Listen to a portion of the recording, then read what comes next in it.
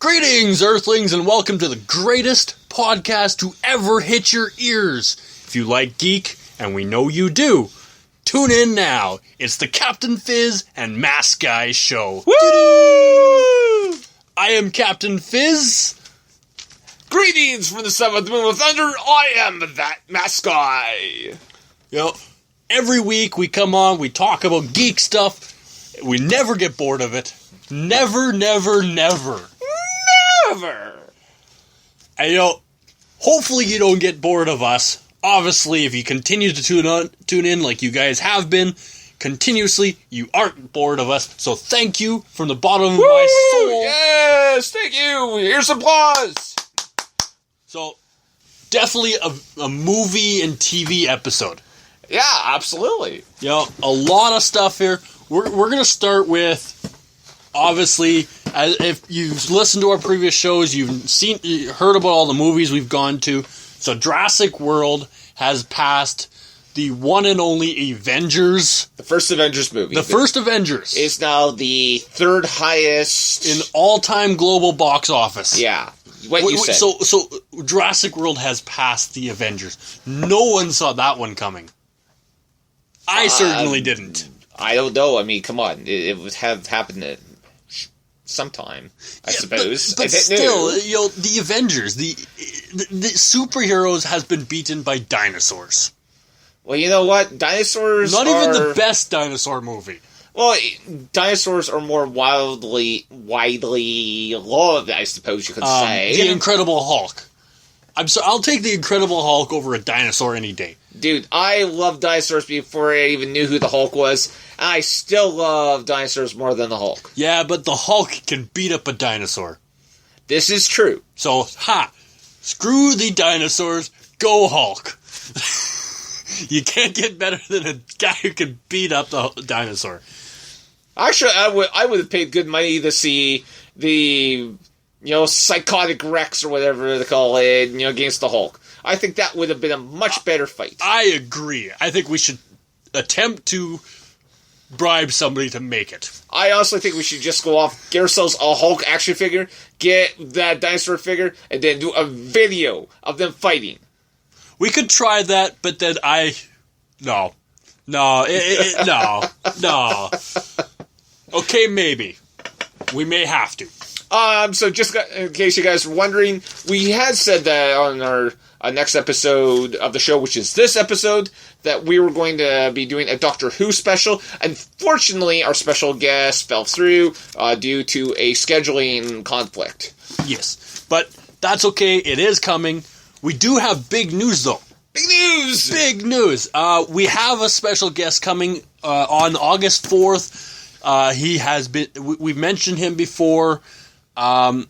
He was in San Diego. He's been in a lot of Star Wars. We've known him for years. We're excited to bring him on for an episode. I'm going to throw out his Twitter handle because I'm going to be tagging him, this weekend.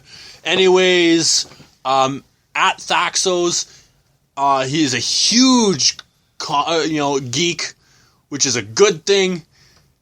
Yeah, as his Mandalorian bounty hunter persona, Thaxos, he has appeared at multiple different comic conventions throughout both Canada and the United States. He's also, I believe, appeared as...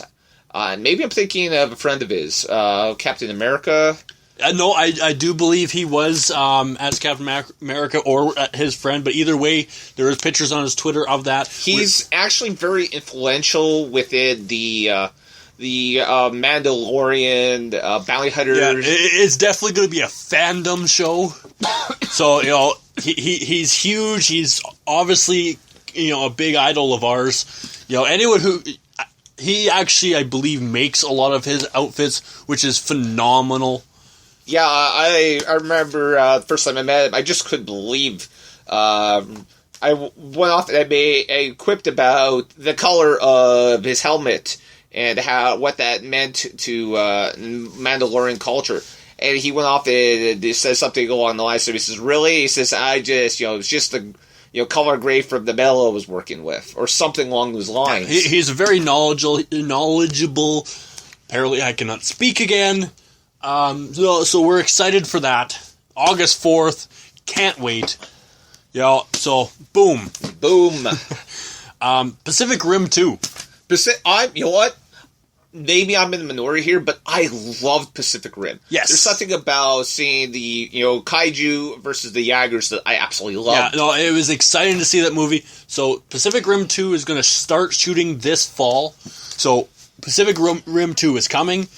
It's huge. It's interesting because if Pacific Rim 2 does well, I'm not even going to try to pronounce his name, but the director, if this movie's successful, fingers crossed, he might be able to get talked into doing Hellboy 3 with Ron Perlman, which I absolutely hope, because I have stated this before. Hellboy is my favorite comic book character. Absolutely. Now, could you imagine Hellboy driving one of those machines? That would be very interesting, considering that nothing would stand in one piece. He would destroy everything. When you consider this, I could see Hellboy almost being in the world of Pacific Rim, because these would be the type of creatures that, to a certain degree, that he would fight them. Mostly he'd be fighting, demons and stuff. But, technically speaking, these things are from, some nether world. Yeah, so it would be interesting. We obviously have a very strange sense of movies. We like to switch movies up and combine movies. Well, considering that, both at least the movie franchise with Hellboy and Pacific Rim, come from the same warped mind. And no, we don't mean ours. Oh, good grief! If we were to go off and put together a movie, it'd probably either be the weirdest thing that anybody has ever seen, or be given Oscars for being bloody brilliant. I actually created a digital short back in high school. It was the strangest, most screwed up movie that I have ever seen, and I created this stupid thing. It was Pac-Man attacking monsters. Not the little ghosts. No, it was actual real monsters.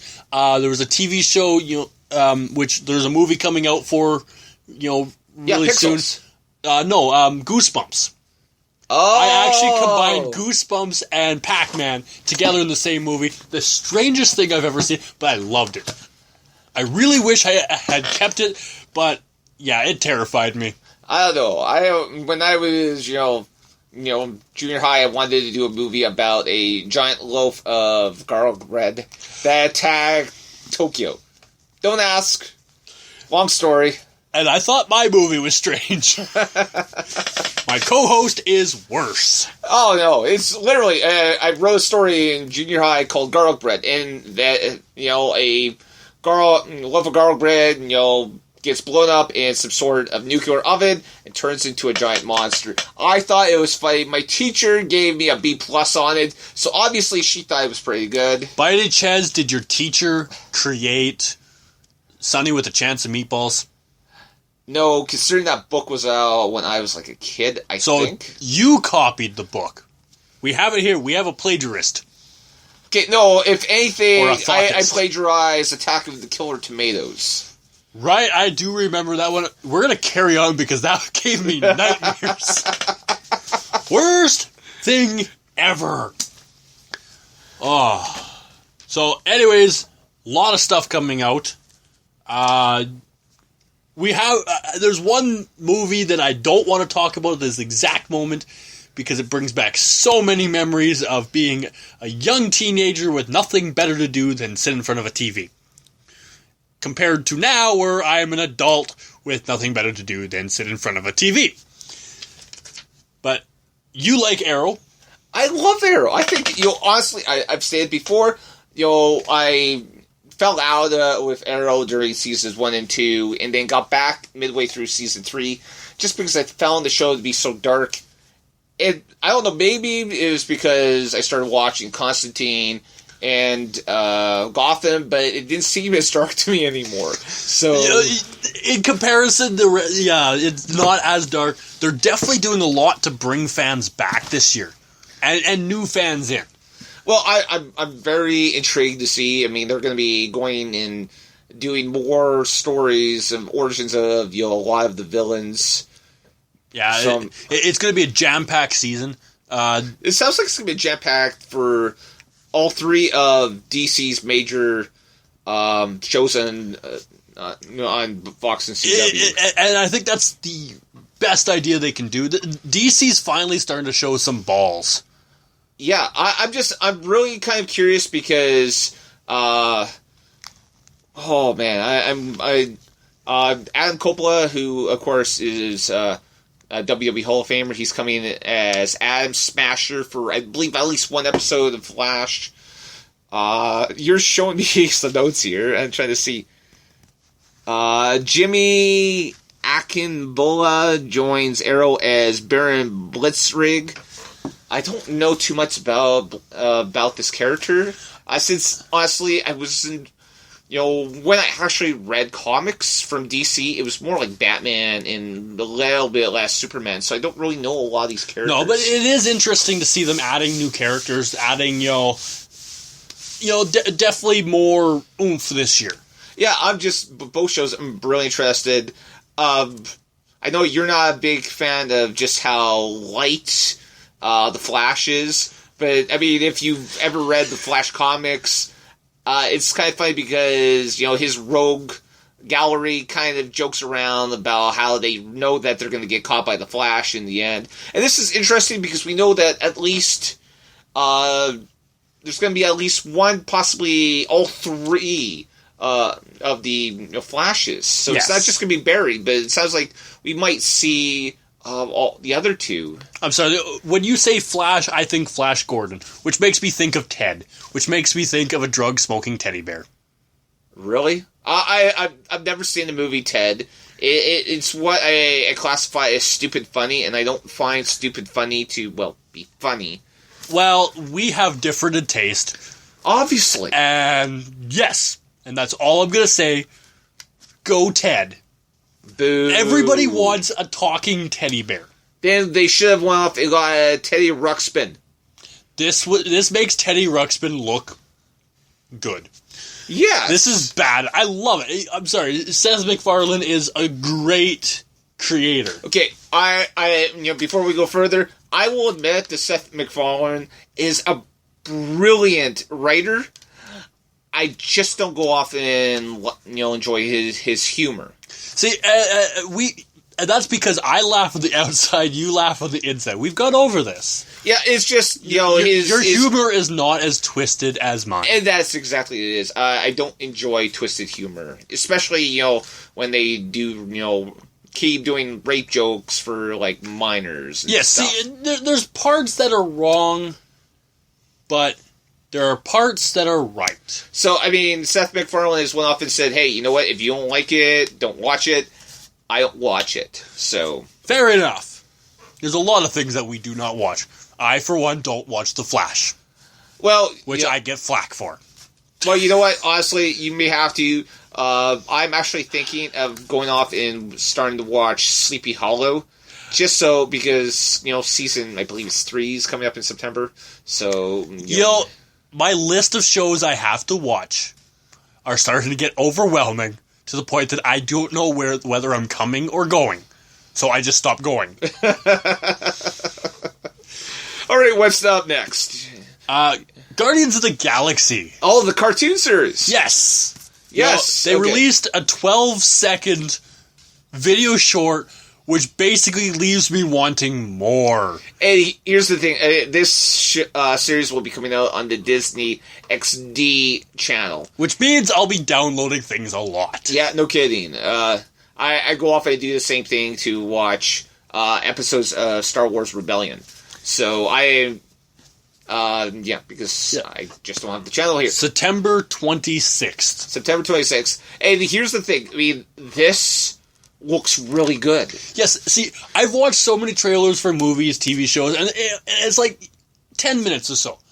And I have wanted more from a TV show in this 15 seconds of a short than I have in any other one.